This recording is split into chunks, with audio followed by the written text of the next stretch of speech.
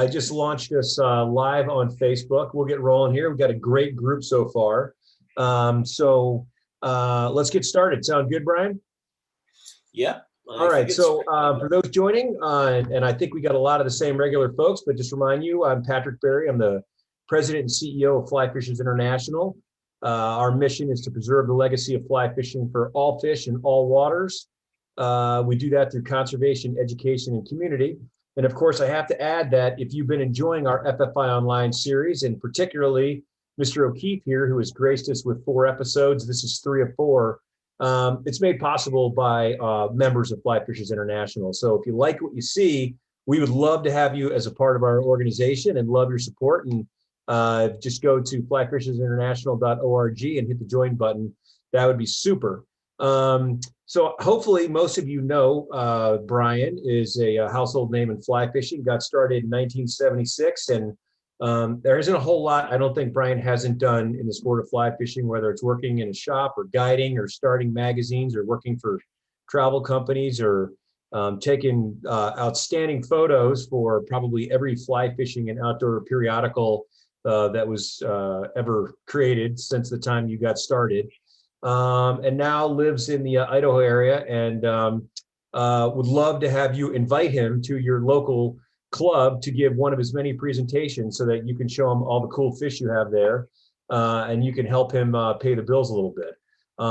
Before I hand it off to you, just a little important housekeeping as well.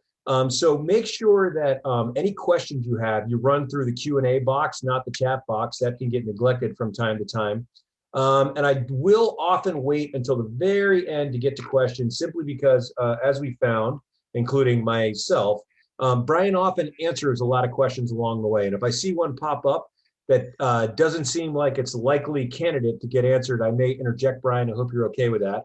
And when Brian shares his screen here, you'll see the video of he and I on the side. You're the one who can adjust that to either speaker mode or gallery mode or move it out of the way or whatever. So you'll have that. So without further ado, Brian, thank you so much, man. It's been awesome. I've had a blast doing the last couple episodes. So thanks for coming back. Take it away.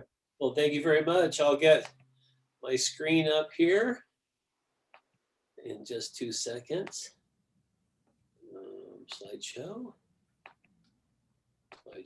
Come on, slideshow.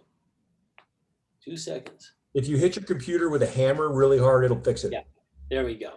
How does it look so far? Looks beautiful. How am I doing so far? Hey, by the way, Patrick, I live in Oregon. Oh, right. Okay. Over the line. 2.5 miles from Idaho. I'm still in the, my home turf, just on the edge. Well, anyway. I was trying to throw the stalkers off, Brian. Yeah, that's good. That's good. Well, anyhow, fly fishing lakes. And, sometimes this can be a conversation killer at a cocktail party. It's like, oh, lakes, really? Boy, people say, oh, you like to fly fish lakes. You have to be so patient. No, not really. I don't think a lot of the fly fishing people I know of any kind are very patient. They're usually kind of hard charging, figuring things out, buying a lot of cool stuff, and planning. And lakes require all that too. It can be a little gear intensive. It can be boats. And it's just really fun because I like the challenge of it. So here we go.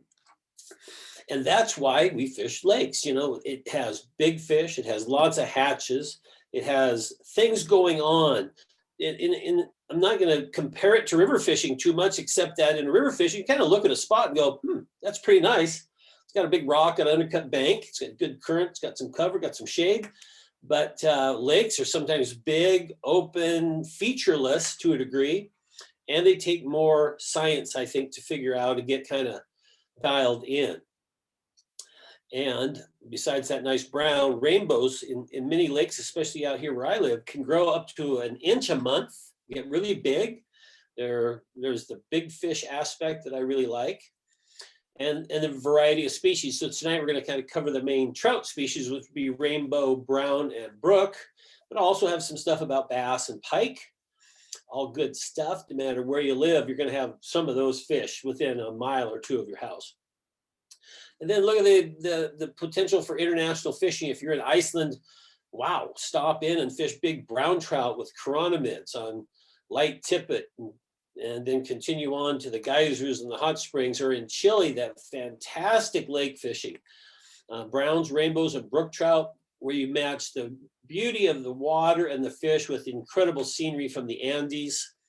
And I just literally, I haven't ever done it, but I could just fish lakes in Chile and some in Argentina also. And that's a big brook trout, lower right-hand corner.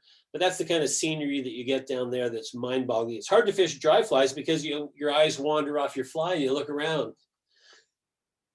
And some of the lower elevation lakes look more like the Everglades or something, but they're still cold water, full of browns. And look at that weed life in there. So that's going to be lots of dragonflies. And Chile's famous for the dragonfly hatch, especially on Lake Yelcho. Argentina has Jurassic Lake, but then all through the Andes, lots of other lakes, no fishing pressure whatsoever, and big fish. And then you have, of course, Argentine food and wine and great culture. It's a blast. Canada, our neighbors to the north, when they let us back in. Fantastic fishing. This is British Columbia, Brian Chan in the middle right, just phenomenal light line, presentation style fishing, really, really fun. New Zealand's got fantastic lakes with monster fish. So it just goes on and on and on, anywhere you want to go. And it doesn't hurt to master our skills at home, because lake fishing tends to be more of a regional thing to where you live. I haven't really driven to Montana to go lake fishing. I haven't, gone very far. I try to find the best lakes where I live, which fortunately I have quite a few close to me.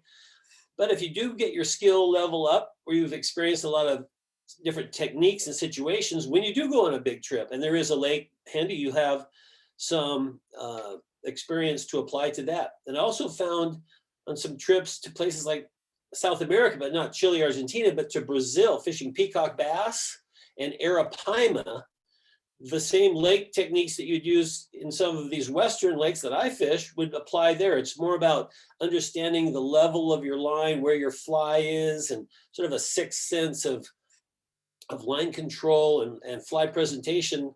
And it's better to have that experience behind you than just showing up and going, arapaima, okay, I chuck it out and I hope I catch one. But when you have a sort of a strategy, it really gives you more confidence and you have more fun. Well, watercraft or wading all comes into stillwater fishing. Small power boats are universal everywhere. I call them grumpy old man boats. Pontoon with kick fins, pontoon with oars. And then upper left, that U-shaped float tube, to me, is still my favorite way to fish smaller water, where I don't have to cover a lot of, like a mile of water or something, but it's just a great fishing tool. It's big enough I can put in a small cooler, an extra rod, so I have a floating line and a sinking line, net, a little bit of food and tackle. And then there's some wade fishing opportunities for bass in my area. It's really good. And plus a lot of alpine lakes you hike into and you fish from shore. So there's a lot of variety, and if you can do this without crying, you are ready to own a boat.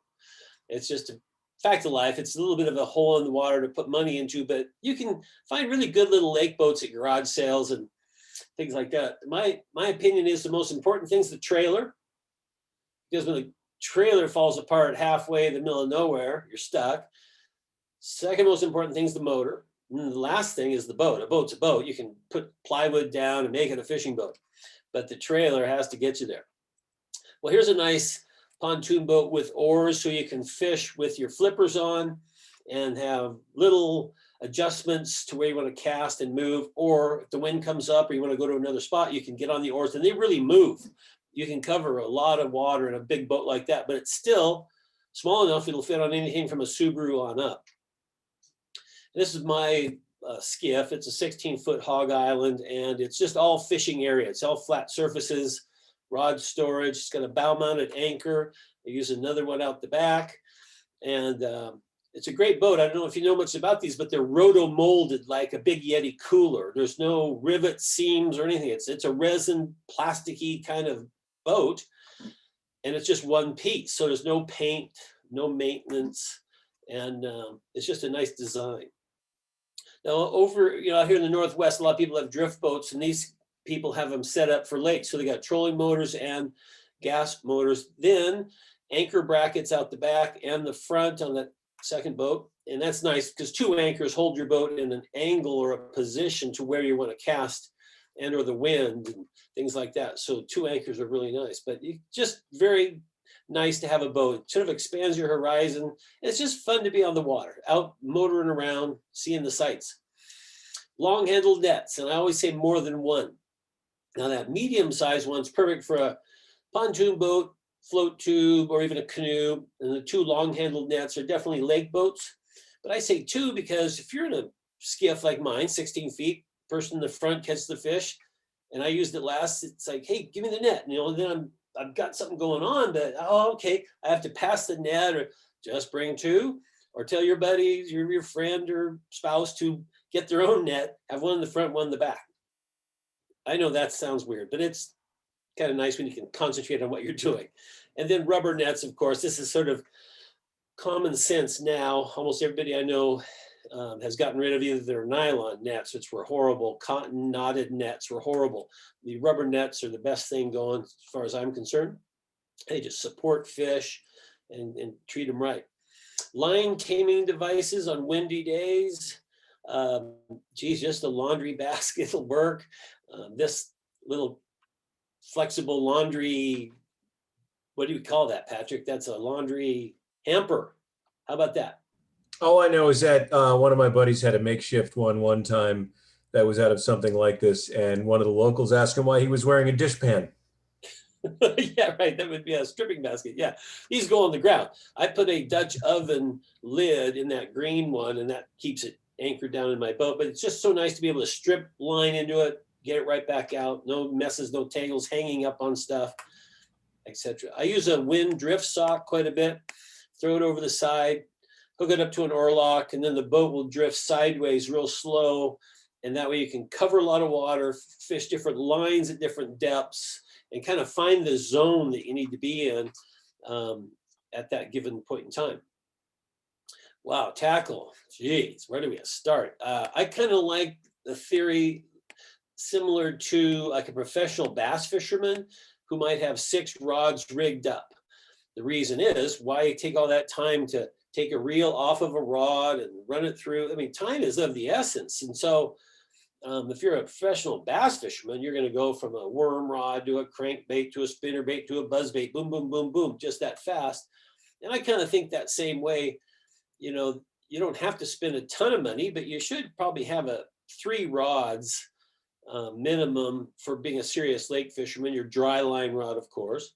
And then the line I use probably the most is a clear intermediate. It used to be called Stillwater. And you stretch them, they almost are invisible in the water, but I just like the sink rate that they have, and they have a little stretch. So even with light tippet, you can, put a little heat on fish and not break them off. And then maybe a type 3 or type 4 sinking line for deeper water, midday fishing, that sort of thing. And then a bass rod, probably an 8 weight. So looking at a bit of gear, but you can get decent gear different ways, not always having to go spend a fortune. I'll just leave that up to you. Find good stuff out there. Can't have enough flies. I should say reels, don't need to be $500 reels. I use fairly inexpensive reels and they work just fine. But flies, you can't have enough. Just go crazy on flies. These are mostly damsels and dragons and some buggers and leeches in the back. And you just need a lot. That burgundy color is one of my first flies I use in the water I've never been to before. I'll use a burgundy bugger, or burgundy leech, wine, claret, and that's a great searching pattern. Leader and tippet, same as everything. Just have everything, all sizes. You might be going from a streamer to a chronomid and within hours. It's just nice to be able to switch them out, have everything you need. And then a net, get a bigger net than you think. Be optimistic. I like bugs. I think most of us do. So just kind of learning their life cycle and their timing in the season is nice. So these are a lot of damsel flies here and a few dragonflies. But, as you fish, timing becomes, pretty darn important. It's important almost with everything we do. But having your spring flies and then midsummer flies and fall flies, and know which ones are which. And I'll get into more of that in a little bit. Just cover all the bases and then get more. It's just fun. And I have a problem. I own too many flies problem, but I love it. And I just like having it when I need it. So we'll kind of start out here with like damselflies and dragonflies because they're just a fun bug. And if you've watched damselflies swim, you know, they have an S curve swimming motion, very snaky in the water, and then they stop and they rest and they kind of flare their legs out like the upper left-hand picture. And it's that rest period where I get a lot of strikes. So I try to cast either to, if there's some rising fish and there's damsels coming to the surface or they're climbing up your anchor ropes. Yeah, damsel fishing is one of the most fun in stillwater fly fishing. I use a floating line, pretty long leader, probably about 14 feet. And then I do a tiny little strip. And when you're vary the strips a lot, I change up a lot. Sometimes I do a long, steady pull with a fly and then a stop, or just little 1-inch strips and have it just go along like that. So mix it up, but it's that swim, swim, swim, stop, flare, hover, the damselfly. That's where I get most of my grabs. And they're hitting it pretty hard. I fished one lake that has a lot of osprey on it, and fish don't linger on the top. They come up and go down fast. Even if they hit a floating live snail, I was like, a snail's not really going to get away from you, but they hit it hard. And so to get the right presentation with a damsel, a lot of times I fish, you know, if I can get away with 4X, that's great, but you still can't just set like a maniac. It's a very light lift to tension, because just the weight of the line on a long cast is almost enough for a fish to have enough resistance to break off. So it's a fine line there of the right tippet, and then almost always a loop knot. It's a deal maker or breaker. Loop knot, small loop knot on a damsel or dragon is really, really effective. So lots of different styles and colors, but when you start looking around, you'll see some that just hatch out, and they're very bright, almost chartreuse. And then they can be more brown, but the most common is probably olive. And then the lower left-hand corner is just one that's almost all legs. It's kind of a, you know, the fly carry special. It was an old school lake fly, and this is more of a wild one with lots of legs, but when it stops, it just flares out. It looks great. So here we go, damsels and dragons. They're free swimmers with those resting or hover periods, and they cling to vegetation. And here's a lesson I learned about that. Well, you can see them sometimes if you're out in the water and doing stuff. Yeah, they kind of hang on the weeds and things like that. And I was fishing with a friend who's a real talker, and he was fishing a full sink line. I think I was fishing an intermediate line into a channel. It was a little bit deeper, maybe 12 feet deep. And he would just talk and talk and talk and talk, and his line would sink, and I'm twitch, stop, getting the fish once in a while. His line literally laid on the bottom of the lake and then went up on a weed, and his fly just sat in the weed. And he'd be talking, and all of a sudden he'd have a fish on because a rainbow came along and ate his fly off the weed. And that made me think, that's kind of interesting. File that away. Not a very fun way to fish, but it gives you an idea what fish are looking for, and how to present your fly. Down near the weeds would be good, except when they're all moving up to the top. Well, it's mostly a late spring and summer bug, but the damselflies will stay out most of the summer. You know, you see the blue damsels everywhere.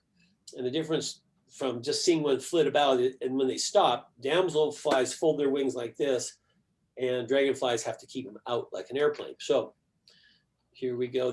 We just love these damsels, blue damsels, that turquoise color. And there's a lake I fished that has so many that if you look across to the far shore, it has a blue tint to the whole shoreline from millions and millions of damselflies. This is a really Brian, just want to interject. We've got some great questions, and we want to encourage people to keep them coming in. But just let folks know, Brian often gets to the answers before the end of the presentation. So we're gonna let him get through that, and then I promise we'll get to those questions that Brian didn't answer. But thanks everybody for asking. Yeah, I'm sure I'll leave stuff out too, so that'd be great. Do it on purpose, just so people can have questions that get answered. Okay. So I love this fly. It was tied by a gentleman in Bend, Oregon. And so we've got the natural that just hatched out. It's got that real bright green and olive look to it, the tail, the legs, segmentation, and that fly doesn't have a ton of action, but it would be just deadly in that hover or rest period. Beautiful work of art. And when they're really going, and this would be June, man, they just start covering you up, and they're lined up on the anchor ropes. They're around the edge of the boat. They're up and down your rod. It's just a blast to hit summer fishing like this, because now I'm still fishing the damsel nymph, as these damsels are fairly young and just come out of the water. A little bit later in the year, when they all raft up on things that are floating in the water or on the edge of the water, that's when I'll fish a dry damsel. And I put that as one of my maybe top 5 trout fishing techniques.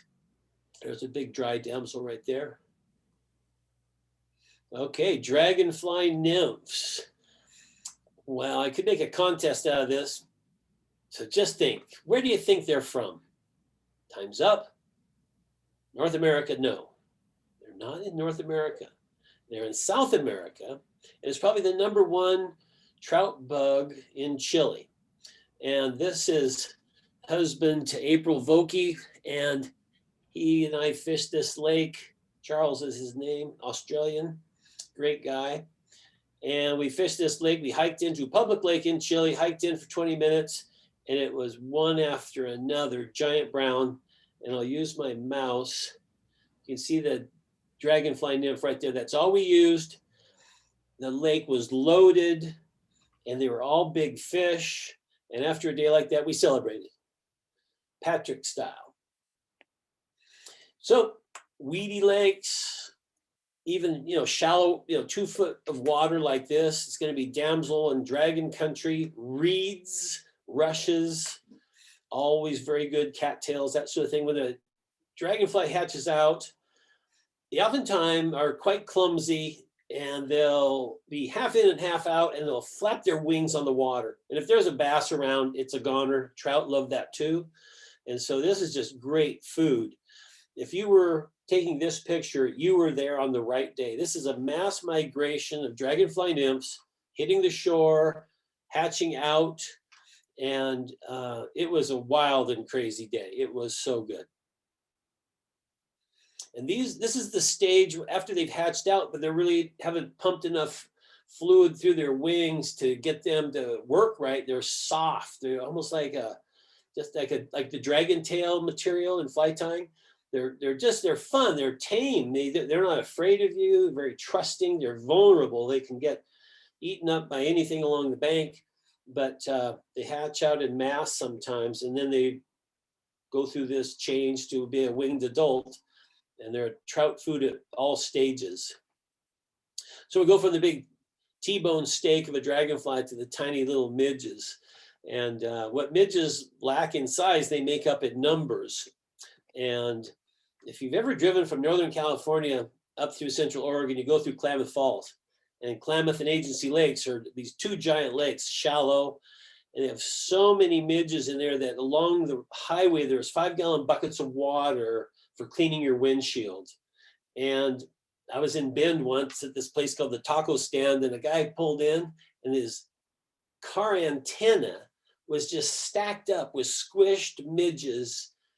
And he got out, he walked by, and said, "Oh, you've been through Klamath Falls?" And he kind of looked at me weird, like, "Yeah, how'd you know?" I said, "No, the bug's on your antenna." And they're worldwide. There's trillions and trillions. And it's a giant food source for trout in rivers and lakes. And it's a whole science unto itself. And because, guiding's boomed in the last 20 years, lake guiding is catching on a little bit. And a lot of times, to take the path of least resistance, guides go to an indicator. So indicator chironomid fishing is very popular. It's kind of the path of least resistance. It is effective, and you can really fish depth correctly, and you just have to set the hook like a maniac. But what happened in river guiding was the path of least resistance was indicator fishing from a drift boat. And then this is sort of the same thing. And I just hope people that do that branch out into damsels and dragons and caddis, leeches, and different things, and really experience everything in the lake, because it does get a little addicting to watch the bobber and have good success. But anyway, they're another fly that I like, about 4 sizes, from the tiny ones, like an 18 in legs is pretty small, on up to even a 16, 14, 12 for the big lake midges. Different colors. I sometimes I don't think you can go really wrong when you tie one. Red, brown, black, variations of that. But here we got a little data for you. So on the left is a midge larva in the mud tube that it lives in, and then when it gets the urge to get out and go, it's the pupa swimming to the surface, and then it has a shuck. It splits it open, hatches out just like a mayfly, and we have a winged adult. But what's really cool here is after they get laid as an egg, and then they live in the mud tube, as many as 50,000 individuals in a square yard of lake bottom. 50,000, and you multiply that by a 2-mile long lake, and it's just mind-boggling how many there can be. And they swim to the top. That's the pupa right there. A few of them have legs. They're now what we would call sort of more of an emerger. They've come out of that tube. And if you see the ones that are just body and a little wing case and the head, that's going on up. And as they get to the surface, they're going to have their legs happen. They're going to crawl out. Then their wings pop up. Very similar to other aquatic insects, but fish eat millions of them in their lifetime. And sometimes these hatches are just thick. Now, a lot of people that don't understand really what a midge is will hear that buzz, and it looks like a mosquito, the bigger ones, and they kind of freak out. If they're in your tent, oh my God, we got a mosquito in the tent. Well, it's just a midge, and they're wonderful. They don't make great pets, but they can't do, they won't bite or sting or anything like that.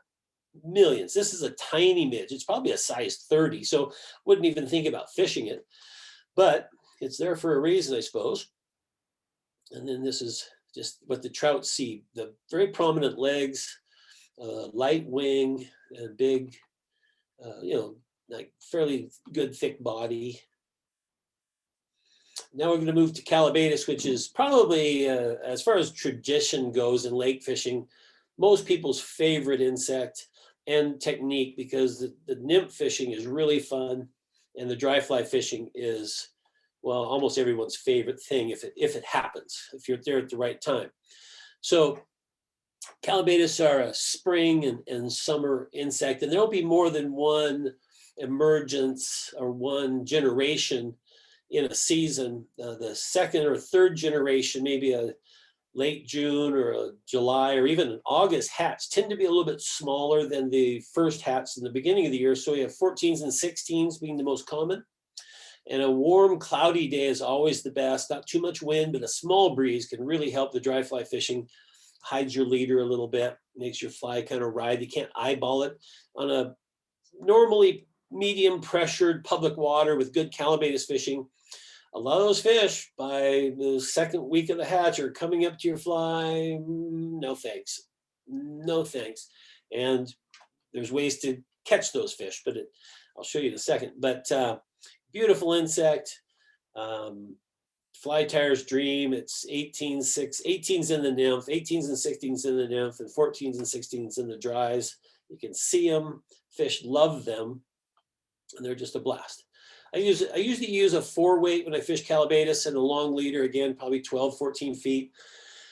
And a lot of times on a longer cast, which would be, say, 40 feet, it's a very gentle hook set on rising fish because it's fairly light tippet, sometimes 6X when you're using like a hackle stacker or a cripple, something that you're trying to have as much stealth as possible. But going across the top row, the hair wing done, great floating fly. Thorax style, again, great silhouette, nice trim body, almost more like the spinner stage. Cripples on the far right. There's a CDC with a biot body, really, really effective. I would rate that. That's my #1 investment of all my flies. And then on the bottom row, a spent style, sparkle duns and comparaduns, any parachutes, different types of new kind of cool flies. And I like them all because if there's 5 boats anchored up on one bank, maybe 60 yards apart, rising fish all around, there's usually someone who's reel zinging the most. Well, he's got the fly. And let's say all these people are of equal ability, same tippet. It does matter to switch up the fly a little bit. On a windy day, even parachute Adams can work, but on a still day with slick water, might be the cripple, might be a very thin hackle stacker or something like that. So this is a box I use at East Lake in Central Oregon. It's Callibaetis nymphs and Callibaetis dries. It looks a little excessive, but sometimes it's fun to be the guy with the reel. And I've got some streamers there for browns later in the season too, but I've got a lot of different patterns, some for dark days that have a little bit of a high vis, like parachute post. Some are practically hardly even be able to float, but it's for one fish that you're really working in the shallows, just going in a figure 8, just gulping and gulping and gulping and passing your fly up. And finally, you can nail them on something that's just very sparse, really delicate presentation. But you need the good floaters on windy days with bouncy water and that sort of thing. So some more dry flies, and also up in the upper right-hand corner, ants, because I just put a few ants in a lot of my boxes, because if I see them, sometimes there'll be a little bit of a swarm of flying ants come out, and you've got to be ready to go.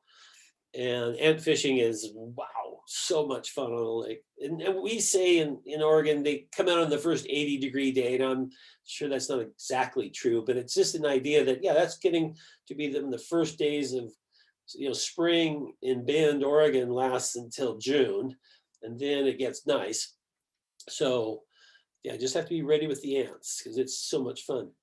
And again, just a variety of patterns, still day. This is Hosmer Lake in Central Oregon, and it's got a great Callibaetis hatch. And you have to outsmart them sometimes. You get a little wind riffle, and it's not so bad, but when it's super glassy, probably going to go down to 6X and a very trim, small profile fly.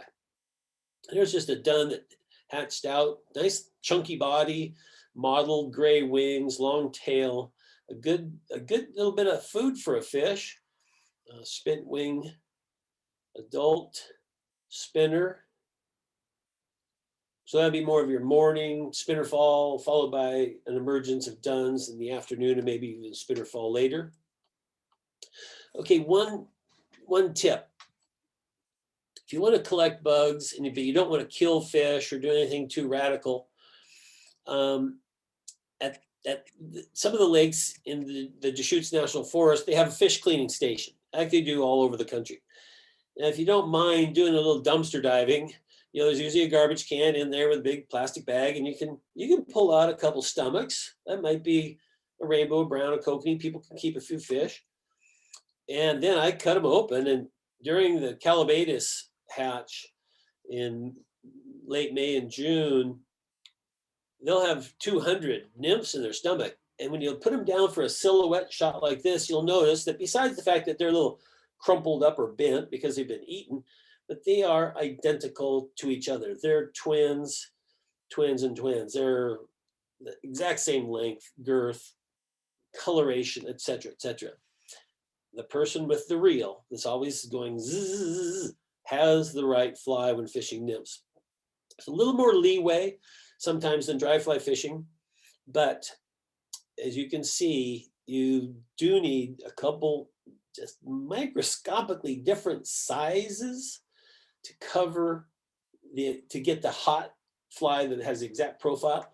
Coloration probably needs to be about right. For years, people fished a hare's ear. That was pretty good. Lots of people, and I'm included, sometimes fish a pheasant tail. That's pretty good. But a dedicated fly has a little bit different profile, a little different coloration, and it can be at times a fish every cast. Not all day, but there's a certain period when you're in the zone, and fish, if you can watch them, they're moving. They don't just lazily swim along and kind of eat something. They are on a hunt. They are zigzagging through the water. You can see them eat, chase, etc. and they'll see your fly and whack it if it's right. But you can kind of see that sort of creamy olive on the bottom, and more of a sort of a brown to gold on top. Legs on a Callibaetis nymph are kind of in front and down, and most flies are tied with kind of legs that go out to the side. So just FYI, maybe sort of tie them down. And I've got one trick to show you in a second. If you've got flies already, you can fix them. But you know, that's that sort of shiny, beautiful coloration, segmentation, bigger legs as they're in the, they're only minutes away from hitting the surface and hatching out. So here's 3 Callibaetis nymphs and 2 pheasant tails. Now, if you take that pheasant tail and grab it and just twist it 180 degrees, it sort of flips the legs down, and you actually, it's pretty darn good. It's a little dark, but I don't think it matters too much, and it's almost the right profile. So sometimes twisting a store-bought fly around so it's upside down works perfect. So there's an 18, nice big brown. They're just going around eating these like crazy. They'll have hundreds in their stomach. But look at the coloration of that fish, just beautiful. That is like, what river fisherman wouldn't want to catch that fish? And so, and in big rainbows, they just chomp, chomp, chomp all day long. You can see that tiny little fly in there, 6X, big fish. It's just a blast. Here's kokanee. Now, not everyone in the country has access to kokanee. They're really popular out here in the Northwest. It's actually becoming, you know, for lake fishermen with standard gear, boy, there's tournaments, there's tons of tackle, there's seminars. Kokanee are a big deal. And it's a landlocked sockeye salmon. So even basically a catch and release fisherman like me, to a degree, I like hatchery steelhead. I keep kokanee. They're either planted or they're reproducing, but they're a food fish for anglers, and they are so delicious. So don't worry about it. You can, in most of the lakes I fish, you can keep 5. And if they're this size, 14 to 16 inches, one fish is a meal. And man, there's 2 people, 1, 2, 3, 4, 5. Good, we were legal. 2 people, 5 fish limit, ready for the freezer and the barbecue. Nothing better. It's a sockeye salmon. Absolutely delicious. Okay, more bugs. Back swimmers and water boatmen, ants and snails. So you've probably seen back swimmers or water boatmen, and they have those big paddle like fins, and they propel themselves in herky-jerky little motions. And I don't see it as a go-to fly for a lot of people, but I noticed that serious lake fishermen always have some with them. And you see them around the edges of lakes, and they zip along pretty quick, and then they can hit the surface and fly away. And they're hard. They're like a little rock. You can tap, tap, tap them. They're a hard little beetle, but they're a really good trout food. Fish hit them hard, and I've always got them ready to go. Ants, again, just I have them ready. But normally, I very rarely find big flying carpenter ants in fly shops. I see a lot of ants for, you know, the famous sort of Henry's Fork type ant, very small, delicate, little red ants, little black ants. But the ants that are flying around the ponderosa forests where I've lived are big. So you either have to time yourself or try to get a shop to order you some. Snails are a big and important food part of a trout's diet. I don't fish a snail pattern. I've actually tried a few times and sort of embarrassed myself. I just let that one get a free ride and stick with damsels, dragon, leeches, back swimmers, ants, the rest of the stuff. But there's a back swimmer beetle pattern with 2 rubber legs that stick out and that flap as you give it a little strip. And I like a little quick strip, strip, strip, strip, strip, tiny little motions, rest, strip, strip, strip, strip, rest. They go pretty fast, so you can strip it pretty quick. Everything's on a loop knot, just about. So here's a sub-alpine lake, probably about 5,000 feet. Ponderosa, lodgepole pine. This is big time ant country, and ants are terrestrial. I mean, they don't really want to be in the water. They don't hatch from the water. They don't need to be in the water, but they fly around. They're clumsy. They fall in. They get blown out. Fish love ants. I don't know why, but if you're there on the right day, it could be as good as any great PMD hatch on a river. It's big fish up on top, cruising and gulping. And they're big. They're big hunks of meat. Fish love them. And they're easy to imitate. And they're not as selective. If there's a big ant grab going on, you just need to have, 4 or 5X, a decent ant pattern out there, and it'll get eaten. And here's a flying ant hatch that happened, and every square foot of lake had at least an ant in it. And so you take a whole lake covered in ants, every fish in that lake is up on top, and they're racing to them, and it's super exciting. There's a big, giant black fly that just works as a big ant. Another thing I like to do, this seems sort of weird to some people, but I really like to fish in and around coots, especially, and/or ducks, the ones especially that dive down and bring up little hunks of lake weed and then nibble on it on the surface. Tons of stuff is falling off, and I've done very well fishing right in and around coots. I think there's a symbiotic relationship between them and big trout, because as they haul stuff off the bottom, everything's falling off, and it's probably an underwater feeding frenzy that we don't even know or appreciate. And so you can see them behind that float tuber. Perfect spot. Beautiful Mount Thielsen near Crater Lake, Oregon. So here's just some stuff that would fall off. A bunch of these tiny little snails, but also damsels, and who knows what else. Leeches can get disturbed from there. And I think that relationship of the weeds going up and down and ducks feeding really creates a lot of food for fish. Lots of lakes have a huge snail population. Again, I don't really fish them or imitate them, but look at the color. I mean, kind of a gold, brown to olive. I mean, yeah, why not have a stubby little woolly bugger in that coloration? Could be a dragonfly. But you have these sort of nautilus-shaped shells and then those spirally cone-shaped shells. And there's lakes that I'll walk down to on the shore, and the beach is literally just millions and millions of snail shells. So it creates a fast-growing fish, usually rainbows, and it just, I think the best lakes might have a little higher alkali than other lakes. So some have none and others have millions, but it grows big fish. Leeches. Now, those that don't love this will go, oh God, that's awful. Well, they're a little gross, but again, it's a big hunk of meat for a trout or bass. And this would be more typical of a leech that the fish would have eaten. This is a half digested, 3-inch skinny little leech, but it's so easy to imitate with a pattern like that, or just a all black thin little leech. I mean, it's just perfect imitation. And with the bead on the front, you get a little bit of a jigging action, because leeches, when they swim, have a lot of action, and very effective, fun way to fish. There's another big brown. Sometimes mix a little brown, a tiny bit of claret or wine and black together sometimes, because when you look at a leech, it's trying to change its color, have a little sheen of red on it, a sheen of brown, but from a distance it might look just black. But great fun, because it's a stripping, retrieve, hard grab, strike, very fun. Scuds, super important. Even the biggest rainbows in the world in Jurassic Lake, Argentina, feed on scuds. Scuds grow big fish too. When they're live, they're green, more olive than this one. And then when they die, they're orange. So a lot of people, if they've cleaned the fish, they see all these orange scuds and think that maybe they're like egg-laying scuds, which have a little spot on them and stuff. But live scuds are olive and dead scuds are orange. And so there's the same one after it died.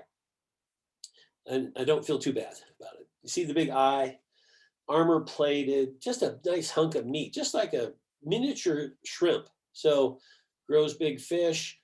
I usually fish it on an intermediate or floating line in shallow lakes.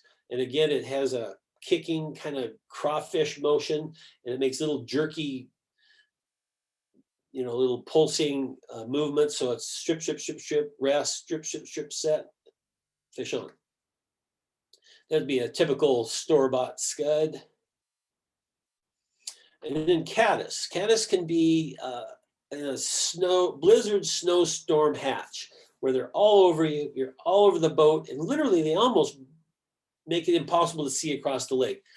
those hatches don't happen every day, but when you're in one, it's amazing. So the pupa fishing is with a floating line long leader, and you'll see these big aggressive strikes. Because I have a feeling the pupa is pretty mobile, because it seems like in rivers and lakes, they really chase them down and hit them hard. And so the pupa / emerger, really fun fishing because it's a big, hard, visual, explosive strike. And then the adults get to be a little more scientific, because I've seen thousands of caddis on the water and big trout gulping along, and they go right around yours. Like, oh, geez. So you try this, you try that, you finally get one that's just right.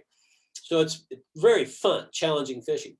In Canada, called sedge, the traveling sedge, is as they get to be winged adults, they zip around like little motorboats on the surface, and you can try to skate your fly and move it a little bit.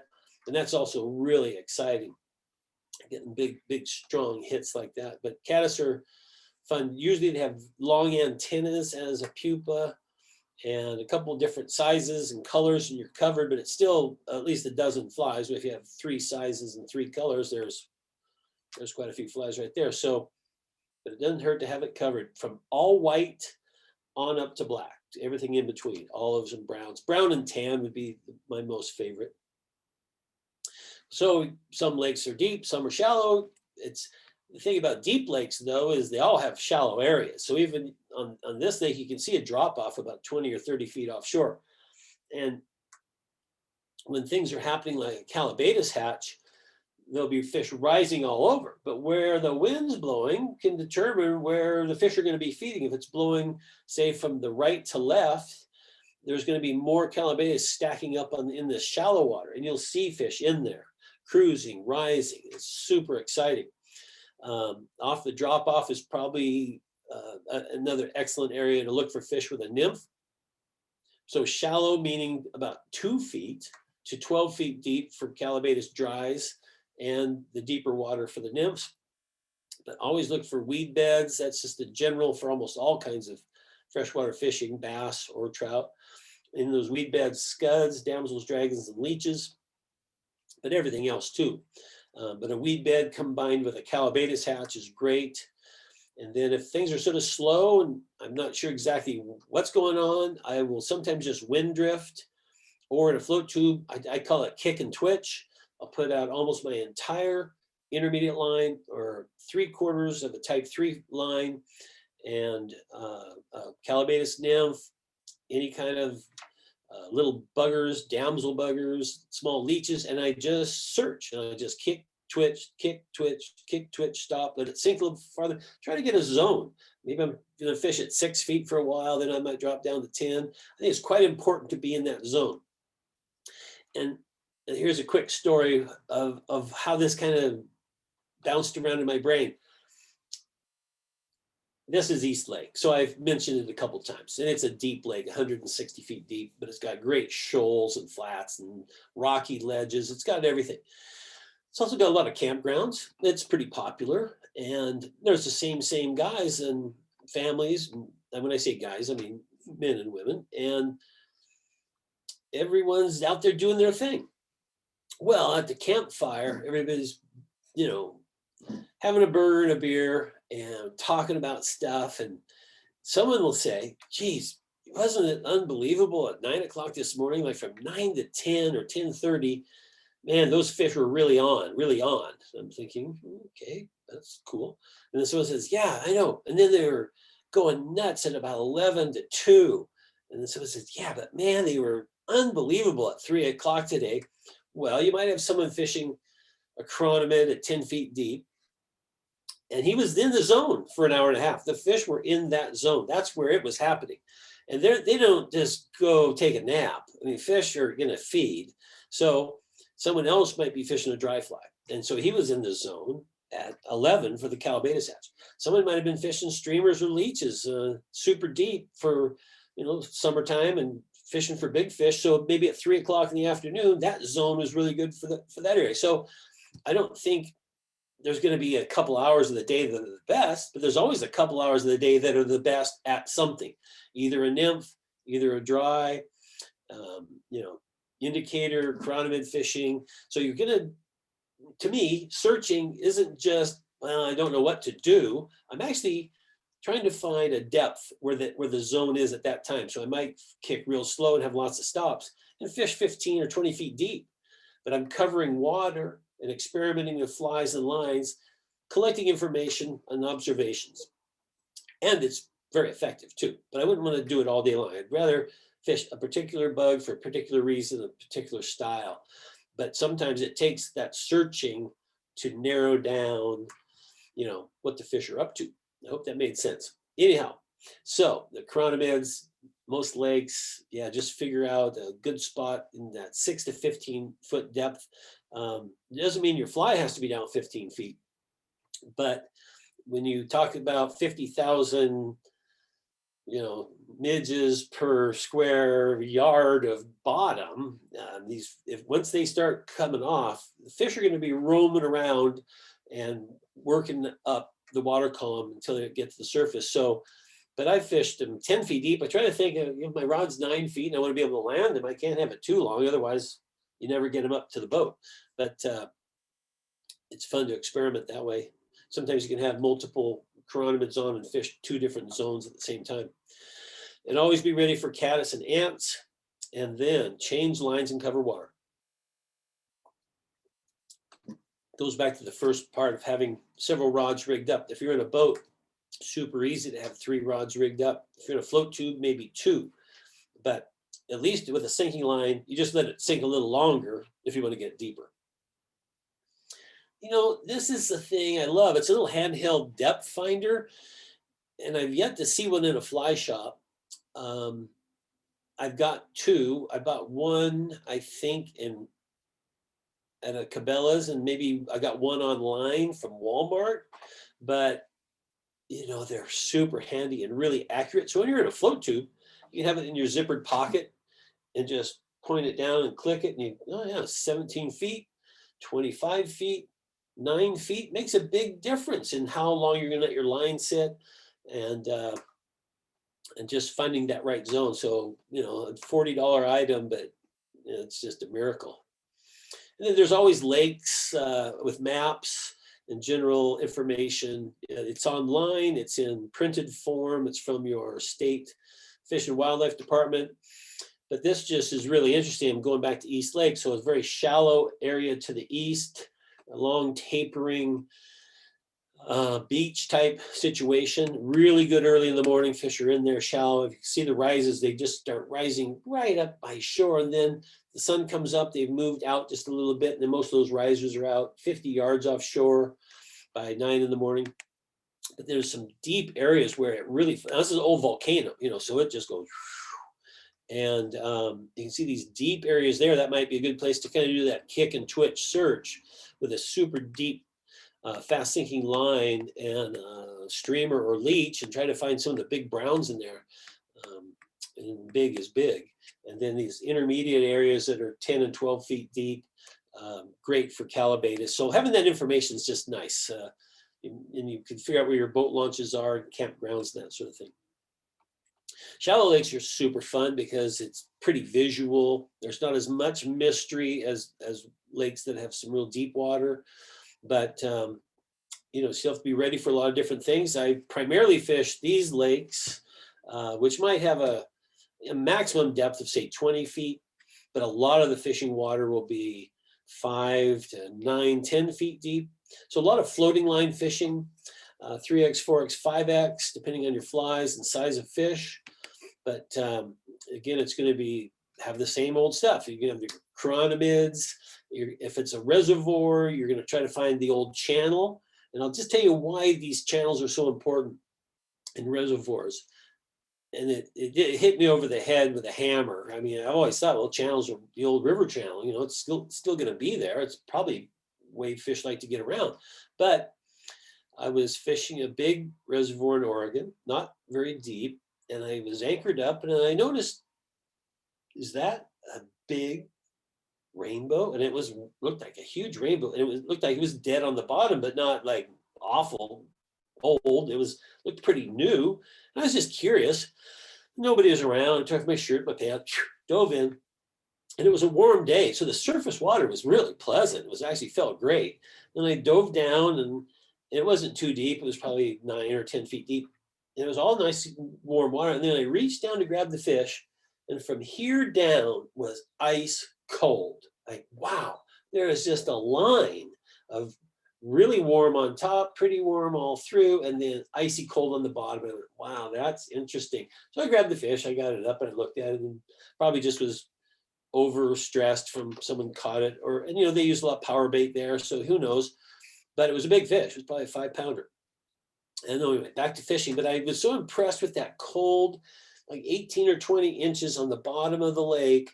And I thought to myself, the first thing I thought about was, that's interesting, because when we catch a fish, we fight it in the kind of warmish water, and we revive it in the hottest water. And that just sort of made me think about, man, we really got to get fish in as quickly as possible, and don't mess with them a ton, and get them out and going so they can get back down that cold, cold water. And but that made it really stressed to me, if I'm the fish, an indicator and a chironomid, how important it is to get in the summertime down into that zone. And that's why that handheld depth finder is really handy. And you can, and sometimes in shallow water, I'll just put my rod down the water till it hits. And I go, oh, it's 8 feet deep. And then I'll rig an indicator and fish it 8 feet, a foot higher than the bottom. Well, anyway, channels are really important. And then, of course, I'm impatient. I like to move. I like to explore. I like to try different things. So I have friends who are pretty happy just to be on the water, and they won't change their fly, and they'll just do it all day long because that fly worked 3 years ago somewhere. And that's fine. Everybody has their own style. I just like kind of being a little more of a lake detective, and, going into the dumpster and see what they're eating, and listening to people at the campfire. It's all about observation and interpretation. But anyway, this isn't a self-help lecture. Have all your flies ready no matter where you go. Leeches, mayflies, damsels, ants, always have a net or two. So standing timber and big logs, very common in some reservoirs and lakes. And wood is the home for a lot of dragonflies. Leeches like it also, and all these old trees can have colonies of ants. And so again, bring it all, have it ready, maybe a rod rigged up. You can indicator nymph in some of that. You can fish an intermediate line near some of those trees. You can fish dry flies around them. And if there's bass, well, of course, that's going to be a great bass spot too. So fall streamers, I do a little bit of brown fishing before they're into the shallows and spawning, but they might have come out of that deep, deep water where they were eating kokanee and things like that, and chubs, and then they'll move up into the shoals where it's 6 to 20 feet deep, and there with a fast sinking line, casting as far as you can, give it 7 to 10 seconds of sink time, and then a rapid, fast retrieve. The browns are getting pretty territorial. They're getting sort of aggressive, and so you can have some good fun, say 3 weeks, a month before they're actually getting up into the shallows and spawning. That's time to leave them alone, obviously. But again, weed beds are great because there's lots of food in them. Rocky shorelines are great because it's where they patrol and attack. There could be crayfish, there can be small trout, there can be small bass, there can be chubs. And in the deeper water, kokanee. Inlet and outlet areas are nice. And again, always a loop knot on a streamer, and usually fished with a fast sinking line. And here's a loop knot. I think a lot of people know it's where you tie basically a wind knot, an overhand knot in your running leader, and through the hook, back through the hole. And you do kind of a clinch knot back through the knot and cinch it up. And it doesn't slide down. I use the uni loop knot a lot, but that, after 1 or 2 fish is slid down, you always have to pull it back out. And after you get good with this one, it's a fast, easy knot to tie, and it works great. So some big and gaudy flies. I like the ones up on top, the browns and the blacks and the olives are kind of my favorite, but I'll throw some really hideous colors, bright yellow and chartreuse, because some of the browns are just on a patrol and they're in a bad mood, and they'll just whack that stuff. I don't think they really think it's something to eat so much, but It gets their attention. Also, I'll never go anywhere without white. White zonkers, white woolly buggers, white flies just catch a lot of fish everywhere. And not just browns. If you see rainbows that have these kinds of teeth, I think that, this is me, I mean, I'm not an ichthyologist, I just observe. And so I think that rainbows like that, over thousands and thousands, who knows how many years, if they have teeth like that, that's meant for grabbing other fish. They're not just slurping snails and Callibaetis. That's a meat-eating rainbow, and those are streamer-eating rainbows too. And so kind of going back to searching, this is Agency Lake. It's in Southern Oregon. It's really big and it's shallow, and it could just be good anywhere. Now the locals will know about the mouth of the Williamson, the mouth of the Wood River, the 6 or 7 spring creeks that came in from water that perks out of Crater Lake and comes into Agency Lake through springs and spring creeks. Yeah, you got some hot spots, but if you don't know those, you just have to kind of kick and twitch and look for rising fish. And so searching flies would be just like these woolly buggers, seal buggers originated on Klamath Lake. And until there's something super obvious going on, just let out a lot of line and kick and look for creeks coming in or anything that has any kind of different shape to it, or, you know, just cover and get exercise. It's great exercise to kick a float tube for a few miles a day. And you're moving and twitching, it's usually a big, strong hit, and it's fun. So even if it's not a tactical type technique, like with an ant or a Callibaetis dry fly, you're still having fun and getting exercise. You're out in a beautiful area. I like to have, you know, I get in a little soapbox about canoes, and I've always owned canoes, and they're great. They're not the world's best fishing watercraft. I have a theory that husband and wife in a canoe, if they've had a canoe for say 30 years, they're super in love, because there can be a little in a canoe, you know, hey, am I doing all the rowing? And or you're spinning around, or it's tippy. They're beautiful and they're quite functional, but they're kind of hard to anchor, and they're hard to stand up in. So I like canoeing alone, and there's places where it definitely serves a purpose, but they're fun to take pictures of. Alpine lakes, I think we're going to see more people interested in alpine lakes because there's kind of a boom in fly fishing.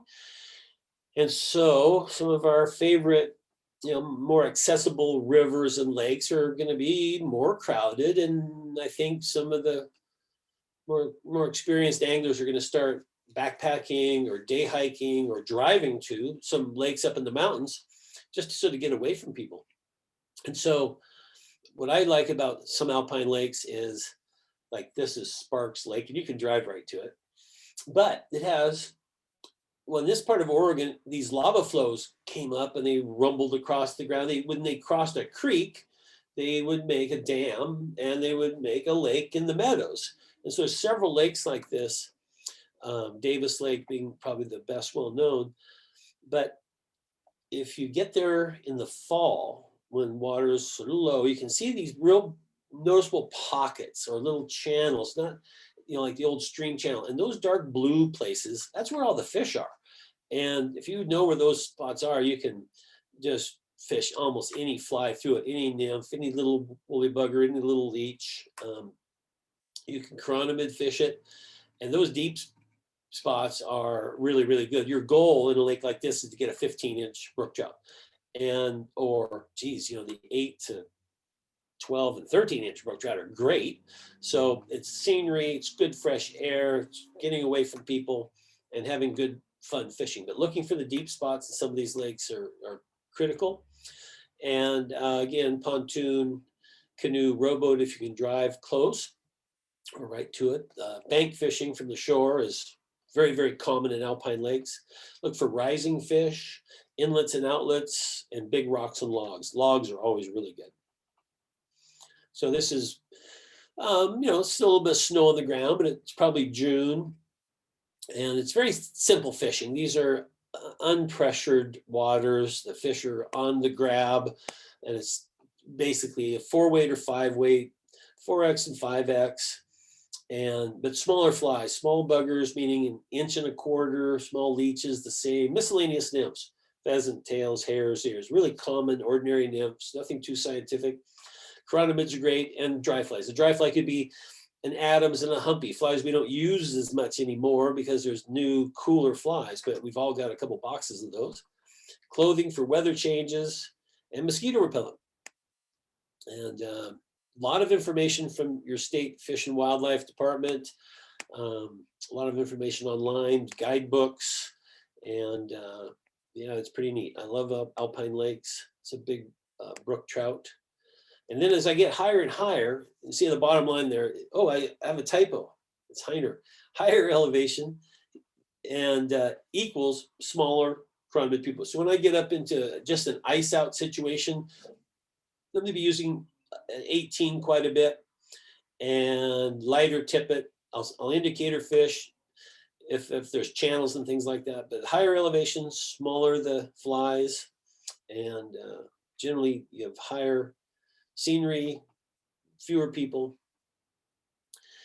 And there's that wine-colored or claret, burgundy, woolly bugger, one of my favorite searching patterns. And you'll see some leeches that are really, really reddish colored, and then there's bloodworms and things like that. So it's a color that's in their world.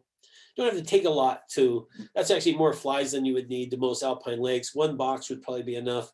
A few buggers, damsels and dragons, some mayfly nymphs, that sort of thing. Buggers and leeches, and then get ready for a snow squall. I've been in alpine lakes in Oregon and had it snow in August, so you never know. But there's our goal.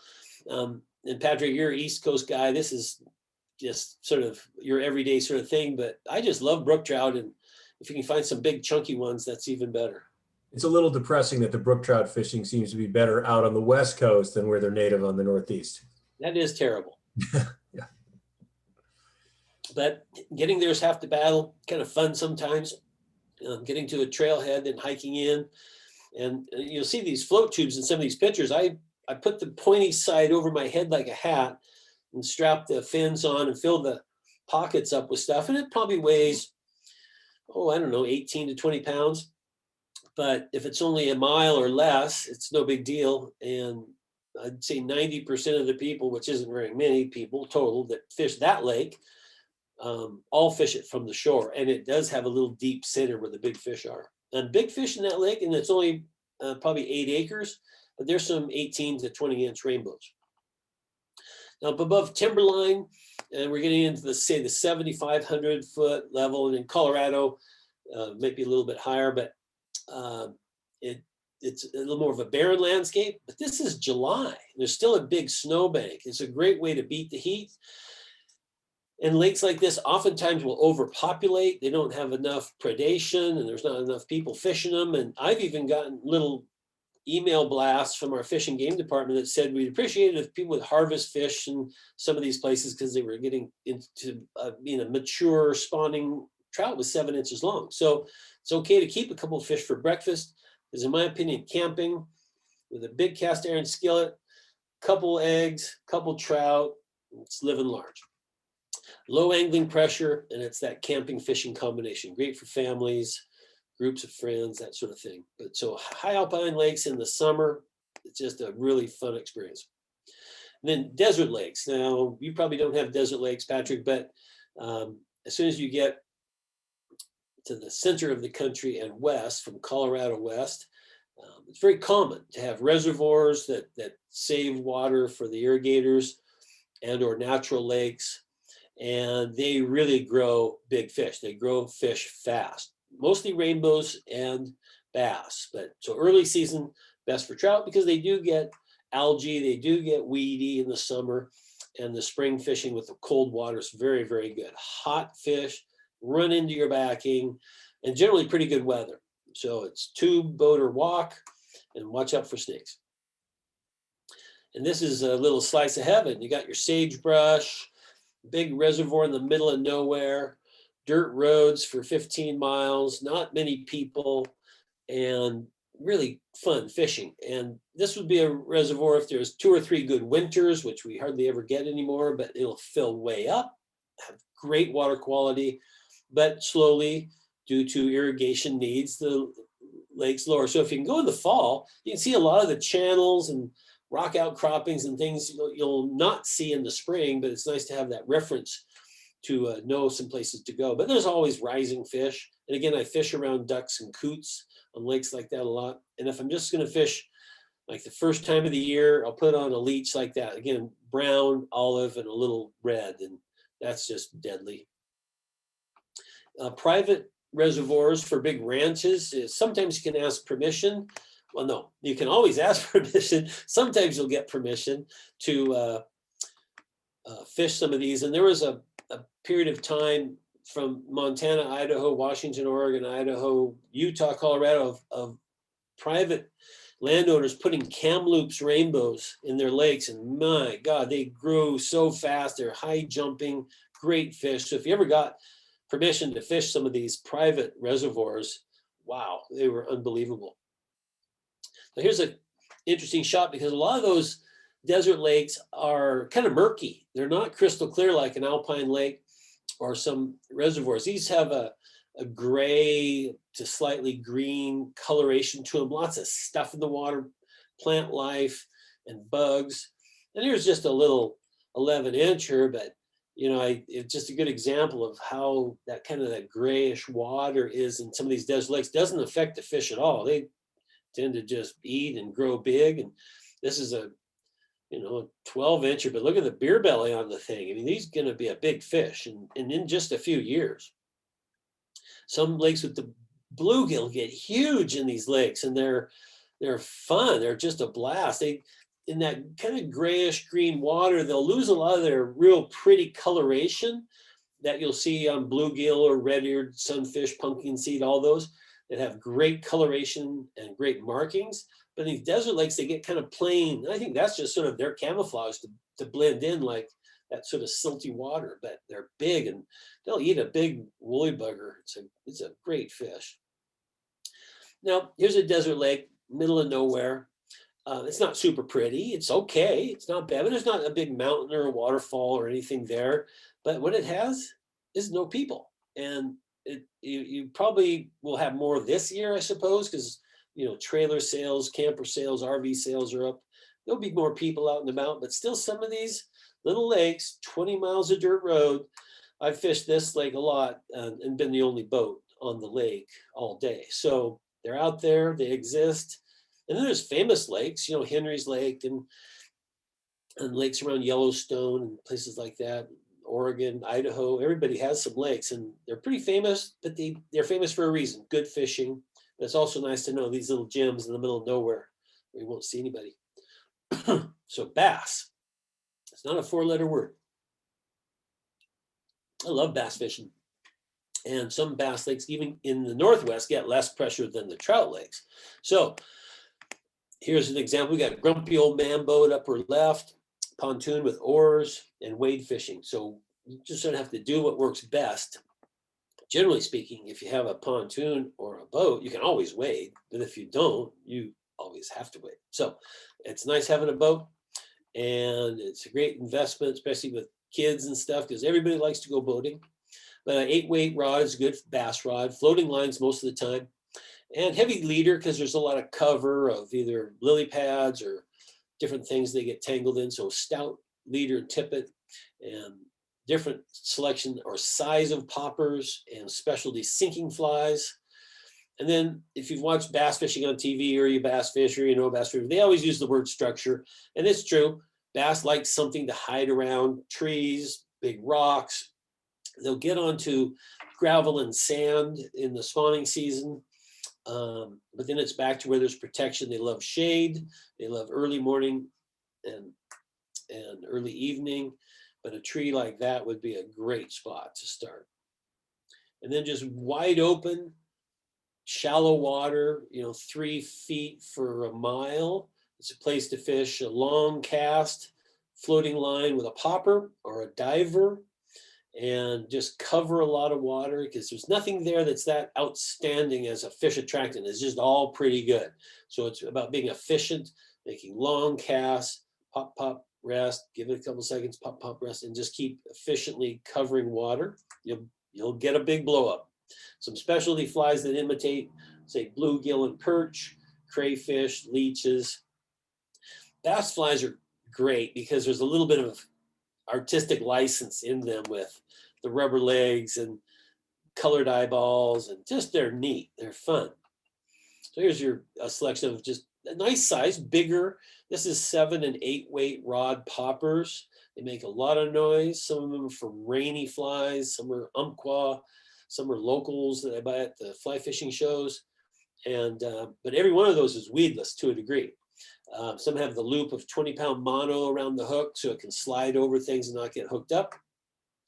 Others, like the one in the middle with the brown frog there, it has a hard mono that comes straight down so it can kind of trip up and go around stuff. But I take out a little tiny drill bit and I drill 2 more holes in the popper and put in 3 pieces of mono, and then it just walks over stuff and hardly ever gets hung up. But fish get hooked well. It's no big deal, but having the 3 is better. Little epoxy takes seconds to do.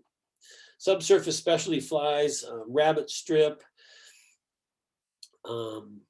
dragon tails, articulated, a lot of adjectives on these flies, but they're attention grabbing, fun, goofy, and effective. This is a thing I do quite a bit. It's a popper dropper.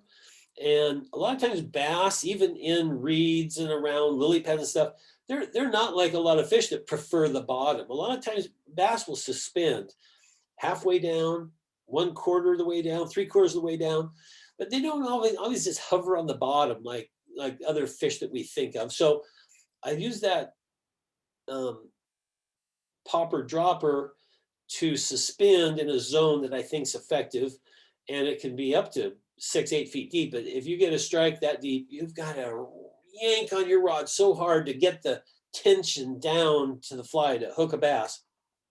But it's very, very effective, especially in the Midwest and California. Down south, there's a lot of boats and docks. I cast up next to a dock, let the wind drift the popper into and under the dock, where even a real pro caster has to make a really great cast to get in there, but then they got to move their stuff a bit.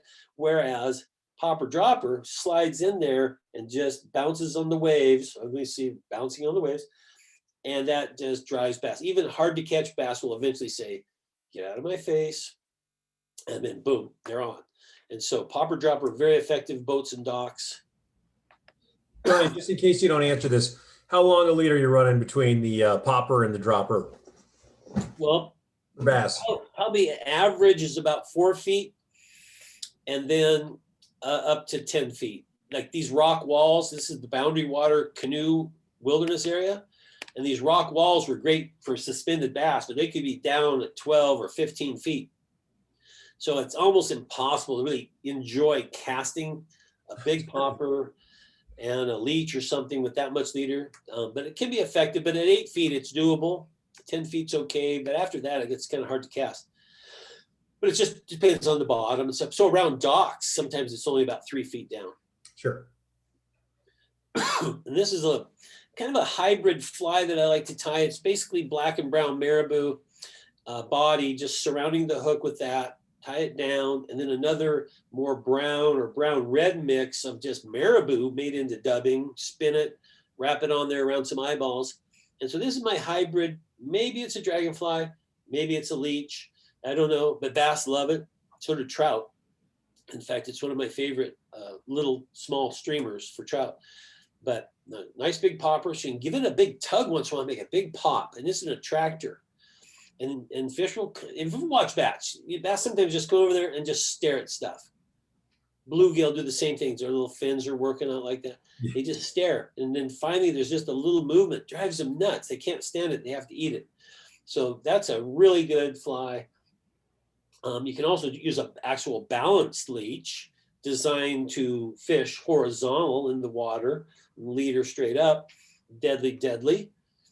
Now here's that same marabou little leechy dragonfly with a giant brown, red eyeballs, that same just kind of a fat, short marabou fly. But it's kind of my dragonfly, kind of my leech. It's just really good.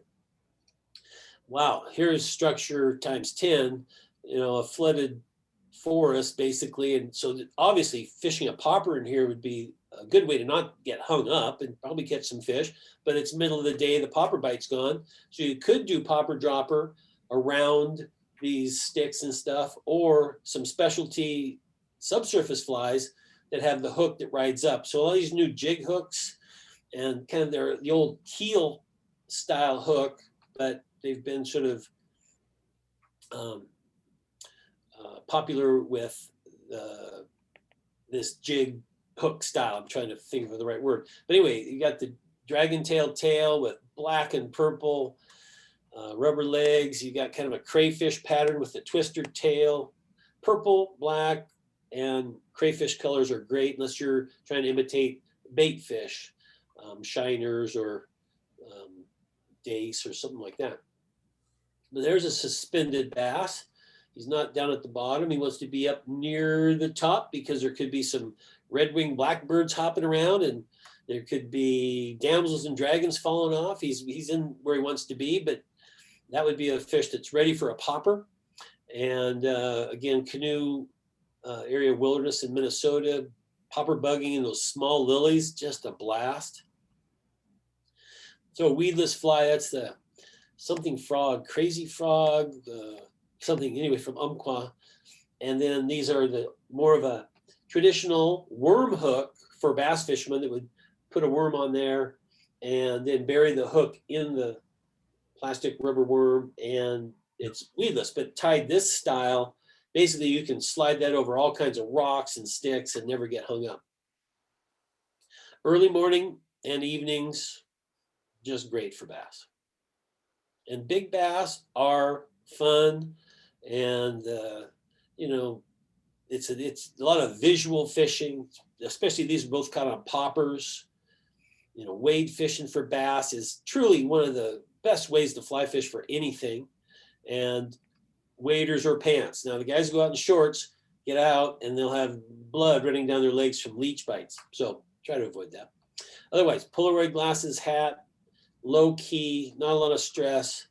And that's it for my show. I did put my email up again if someone has a question later or wants to know maybe a cool spot to go or take their family to or anything like that. So I am available. Patrick, it's all yours. Well, actually, I'm probably going to hand it right back to you. We're going to get through some questions. Got some nice comments about the show again, Brian. And we'll do this like we did last time. We're about an hour and a half and a little longer than we'd like to go, but there's so much information, and we've had a great audience tonight. So we'll do speed round with questions here. How's that sound? That's great. All right, and we're gonna go bottom up just because some of them are more relevant. So you did answer a lot of questions, by the way, along the way. So for those of you that may have asked, I may have said we answered that to try to narrow it down a little bit. But I'll start with a relevant question for bass. What is considered a long distance cast to you? For bass, 60 feet. Okay, and what do you think an average cast is? Just to Average cast probably 30, 35 feet. All right. When you're fishing to structure. If you're covering water, then you want to go 60 to 70 to cover water, but fishing to structure to be accurate, yeah, 30, 35 feet. All right. And then going back to the segment, you talked a lot about the desert lakes. And actually, I was wondering, gosh, you know, obviously you live near there and you've done a lot of research yourself, but is there any kind of reference on fishing desert lakes, a book or a guide or anything that you might recommend or know of? Yeah, there's Don Roberts has a book. It's either called Stillwater Fly Fishing or something to that effect. Remember the author's name, Don Roberts. Yep. And then I think just going on, you know, Amazon and your fly shops. I know out here, the shops with a good book selection will always have some lake books, and I'd say the internet and or several books. I can't think of any other titles right now, but the information's out there. So question that I suppose could easily be asked of Kevin Van Dam or Roland Martin as much as Brian O'Keefe, which is suggestions for bass fishing in constantly stained water on sort of a southern impoundment, no vegetation, but lots of old woody structure. I generally fish dark flies. dark browns and blacks in dirty water, and popper dropper, so I can fish it super slow and hover it in, rock outcropping if there is some sort of structure, a dock. If it's just a reservoir with dirt banks, which I do fish, and they're sort of structureless, there are still points. Points are really good. Popper dropper, hover it in there for a while, like a balanced leech, black, and or intermediate line. Any flies that don't have a heavy and fast sink rate, they'll be able to fish on an intermediate line and not just drop to the bottom. You can leave it in there a while and move it really slow, twitch, stop, and let it slowly settle. That's really good in murky water to give them a chance to get it up close and see it instead of it just zooming out of there. Are there a lot of bass lakes in your area? Yeah, there are quite a few. Awesome. So this goes back, I just want to make sure we're accommodating our viewers. You had a photo, as I recall, with a whole bunch of streamers, and there was a gentleman that asked whether one of those flies was an orange blossom special. I don't know. I don't know either. I looked. I was like, I don't know. I'd have to Google it. The orange blossom special. Where does that come from?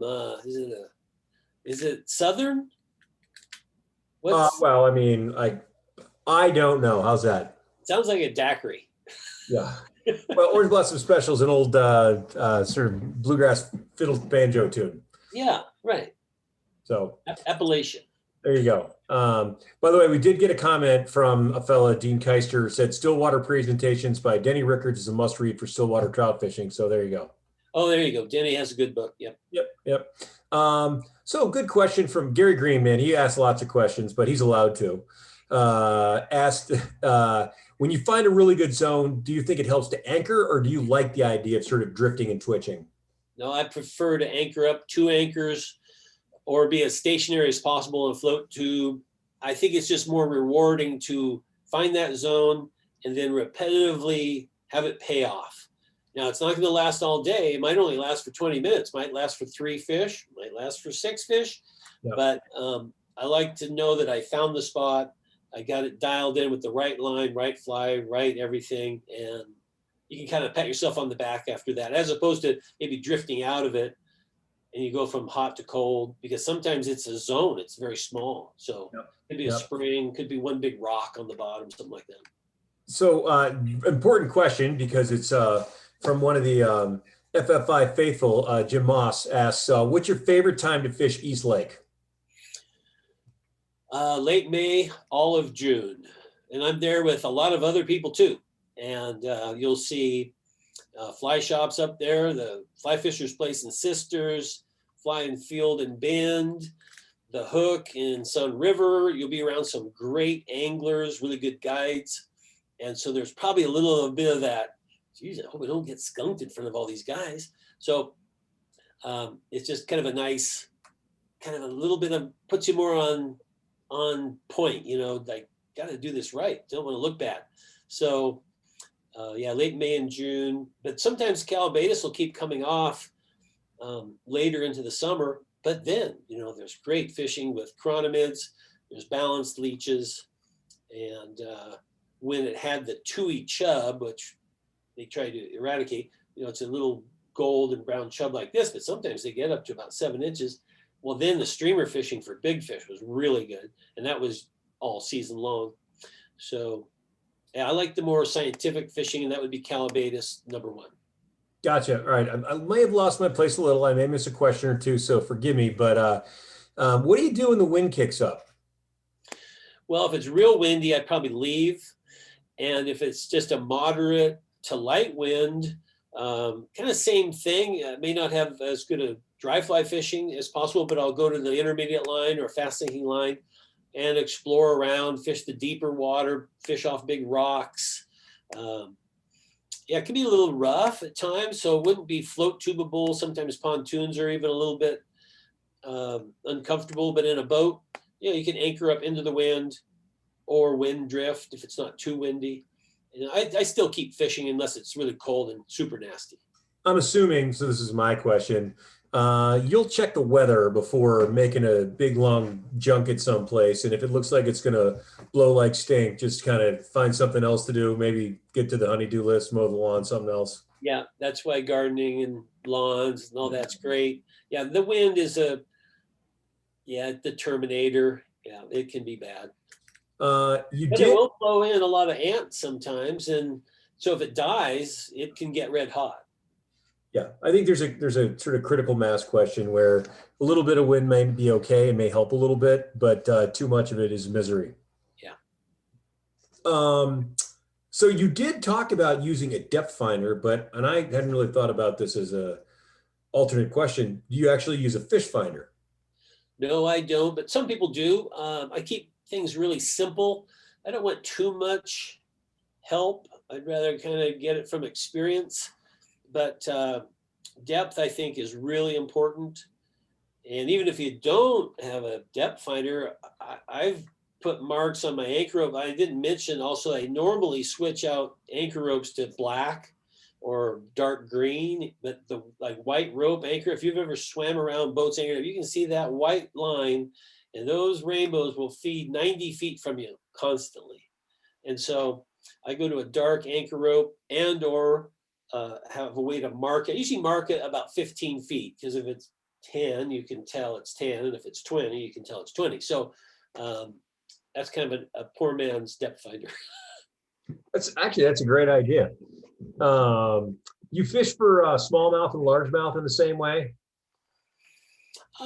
Pretty much. Yeah, I think so. I think smallmouth like rocks and crayfish a lot, but they're a very common river fish too. So I live right next to the Snake River, and it's loaded with nice smallmouth. So we're fishing a little bit more almost trout water for smallmouth at times, but still an old car body or logs or root wad. Yeah, it's going to be awesome. So some structure and yeah, pretty similar. Pretty similar. Good Uh, question. you answered the question about fishing in the wind, but what about the rain? Well, if it's not windy and rainy, I don't mind the rain. And I don't really mind a light rain at all. That can be pretty nice. Actually, that humidity does bring certain bugs out. Some terrestrial insects come out in the rain, and yeah, a little rain. I don't mind a little rain at all. I think it's kind of actually kind of fun.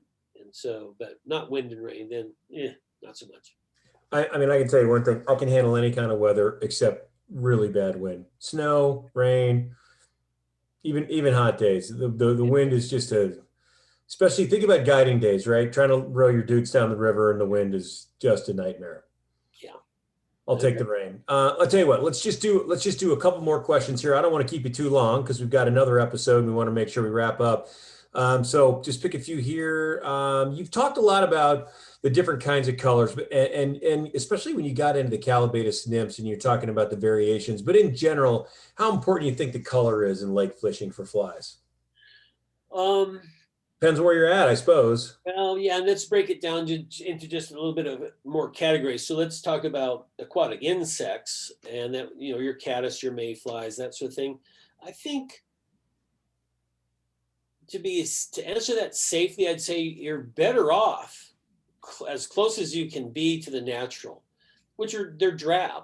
They're not, except for some dragonflies and damselflies. When they hatch out, they're practically chartreuse sometimes, but then they'll turn into olives and browns. But most bugs are brownish, tannish, olivish. Right. And so those are pretty easy to cover in your standard patterns, like pheasant tail's brown. And but when you get into leeches, well then, wow, black. You fish black for the rest of your life. Black brown with a little bit of red is perfect.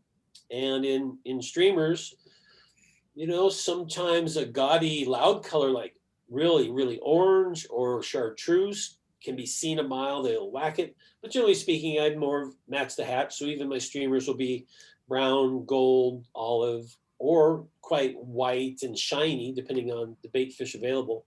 So when in doubt, I would try to be as close to the natural as possible. But I'd say silhouette and size is also super important. Had a couple people ask this question. What is your go-to dragonfly nymph? Oh, I don't know the names of them all because they all kind of resemble the same. You know, they're fat, slender, fat, and a few legs. There's some clipped marabou, dragonfly nymphs that are really good. There's, you know what, I don't have a favorite. I think if they look generally like a dragonfly and they're brown or dark olive and they have the right motion, because a dragonfly nymph has jet propulsion. It takes in water and shoots it out, and it has a really obvious jerky swimming motion. You have that and the right size and a dark brown or dark olive, and I think it's golden. I don't think it would matter too much that you didn't have one fly or the other. But I just don't remember all the names of the ones I like.